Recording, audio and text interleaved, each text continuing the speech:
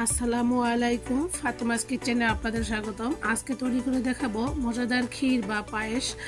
আশা করি রেসিপিটি ভালো লাগবে। যদি ভালো লাগে প্লিজ আপু ভাইয়েরা একটি লাইক দিয়ে ভিডিওটি কন্টিনিউ করবেন। এখানে আমি 3 মুঠো পোলাওয়ের চাল নিয়েছি, এরপর আমি আরও 1 মুঠো চাল নিয়ে নিচ্ছি। চালটাকে আমি অফ ক্যামেরায় শুকনো ন্যাকড়া দিয়ে খুব ভালোভাবে মুছে উপরে ময়লাটাকে পরিষ্কার করে নিয়েছি। এরপরে এখানে আমি দিয়ে দিচ্ছি 1 টেবিল চামচ ঘি দিয়ে আমি পোলাওয়ের চালটাকে খুব ভালোভাবে মাখিয়ে নিব। এটা হচ্ছে দেশি পোলাওয়ের চাল। তো এরপর মাখিয়ে আমি 10 মিনিট রেখে দিব। এভাবে ঘি মাখিয়ে চালটা 10 মিনিট রেখে দিলে এর দুটি সুবিধা আছে, সেই সুবিধাগুলো আমি একটু করে আপনাদের সাথে শেয়ার করব। অপরদিকে আমি একটি হাঁড়িতে 2 কিলো ফুল ক্রিম লিকুইড দুধ নিয়েছি। এরপর আমি দুধটাকে ভালোভাবে নেড়ে চেড়ে দিচ্ছি। 2 কিলো দুধের জন্য 100 গ্রাম চাল পারফেক্ট। এতে করে ফিরনির পরিমাপটা ঠিক থাকে। এর চাইতে বেশি চাল নিলে বেশি ঘন হয়ে যায়, কম নিলেও পাতলা হয়। তো এই জন্য পরিমাণটা আমি বলে দিয়েছি। অবশ্যই 2 কেজি দুধের জন্য 100 গ্রাম পোলাওয়ের চাল নিয়ে দিবেন। এই তো দুধটা গরম হওয়ার পরে আমি কিছু দুধ তুলে রেখেছি, এটাও আমি পরে ব্যবহার করব। এরপরে আমি দিয়ে দিচ্ছি ওই যে আগে থেকে ঘিয়ে মাখা চালগুলো দিয়ে আমি অনবরত নেড়ে চেড়ে দিচ্ছি। এরপর সুঘ্রাণের জন্য দিয়ে দিয়েছি 1 টুকরো তেজপাতা ও 3 টুকরো এলাচ, মুখটা ফাটিয়ে দিয়ে দিয়েছি। এটা 1 থেকে 2 মিনিট এভাবে নেড়ে চেড়ে তারপর তুলে নিব। এই তো 1 থেকে 2 মিনিট পর আমি মশলাগুলো তুলে নিচ্ছি। এতে করে মশলা থেকে যে হালকা একটা ফ্লেভার বের হয়েছে সেটা দিয়ে ফিরনিটা অনেক বেশি ফ্লেভারফুল হবে। এর চাইতে বেশিক্ষণ মশলা দিয়ে ফিরনিটা রান্না করলে সেই ফিরনি থেকে মশলার ঘ্রাণটা বেশি আসে। পায়েস থেকে দুধের অথেন্টিক ঘ্রাণটা যদি পেতে চান তাহলে মশলাটা অবশ্যই 1-2 মিনিটের মধ্যে জাল করে তুলে নেবেন। এতো দেখতে পাচ্ছেন আমি অনবরত নেড়ে চেড়ে 10 থেকে 20 মিনিটের মতো জাল করে নিয়েছি। এরপর আমার চালটা সেদ্ধ হয়েছে কিনা আমি চেক করে দেখেছি। হ্যাঁ, আমার চালটা সেদ্ধ হয়ে গিয়েছে, দেখতেই পেয়েছেন। এখন আমি ওই যে আগে থেকে তুলে রাখা যে দুধটা তার মধ্যে 1 কাপ ফুল ক্রিম গুঁড়া দুধ দিয়ে দিয়েছি। এখন দুধটাকে আমি ভালোভাবে গুলিয়ে নিচ্ছি। তো ফুল ক্রিম লিকুইড দুধের সাথে ফুল ক্রিম গুঁড়া দুধটা দিলে সেক্ষেত্রে ফিরনি বা পায়েস বা যে কোনো দুধের কিছু রান্না করেন না কেন খেতে কিন্তু অসম্ভব মজা হয়।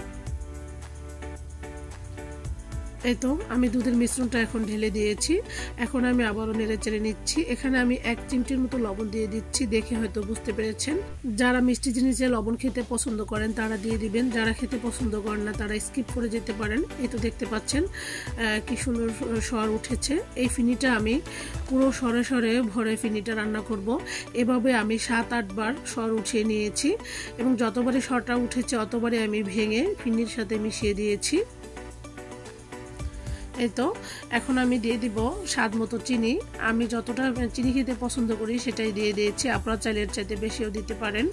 এরপর আমি নেড়ে চেড়ে নিচ্ছি। এরপরে আমি আর 10 মিনিটের মতো ফিনিটা রান্না করব, কারণ চিনিটা গলে গিয়ে ফিনি থেকে একটু পানি পানি ভাব হবে।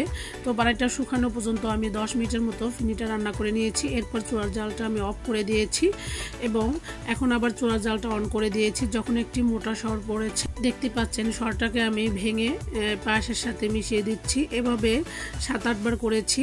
যখনই একটি সর এসেছে তখনই ভেঙে দিয়েছি। তো এই সরটা মোটাভাবে পড়ার জন্য অবশ্যই চুলার জালটা কিছুক্ষণের জন্য অফ করে রাখতে হবে। এভাবে অফ করে করে মোটা সর উঠিয়ে আমি ফিনিটাকে রান্না করেছি। যখন দেখবেন এরকম মোটা মোটা বলক এসেছে ওই পর্যায়ে বুঝতে হবে আপনার ফিনিটা একদম পারফেক্টলি রেডি হয়ে গিয়েছে।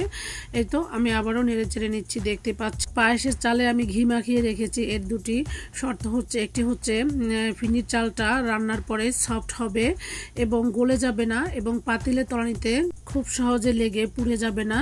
আমার পায়েস রান্নাটা একদম রেডি। চামিচের সাথে যখন দেখবেন এভাবে লেগে আছে তখনও বুঝতে হবে পায়েসটা একদম রেডি। এরপরে আমি পায়েসটা নামিয়ে রেখেছি। আপনারা দেখে হয়তো বুঝতে পেরেছেন আমার পায়েসটা কতটা ইয়ামি এবং লোভনীয় লাগছে এবং কতটা ঘনত্ব হয়েছে। আমি অনেকটা পাতলা পাতলা নামিয়ে রেখেছি। দেখেন ঠান্ডা হওয়ার পরে একদম থকথকে ঘন হয়ে গিয়েছে। আলহামদুলিল্লাহ। এভাবে সরে সরে ভরা পায়েস তৈরি করে যাকে খাওয়াবেন সেই আপনার প্রশংসায় পঞ্চমুখ হবে। প্লিজ আপু ভাইরা আমার ভিডিওটি যারা এতক্ষণ ধৈর্য ধরে দেখেছেন তাদেরকে অসংখ্য ধন্যবাদ। এই তো দেখার সৌন্দর্যের জন্য আমি কিছু কিসমিস দিয়ে উপরে সাজিয়ে নিচ্ছি, এটা টোটালি অপশনাল। তো আমার আজকের ভিডিও কেমন লেগেছে অবশ্যই কমেন্ট করে জানাতে ভুলবেন না। আজকের মতো তাহলে বিদায় নিচ্ছি, আল্লাহ হাফেজ।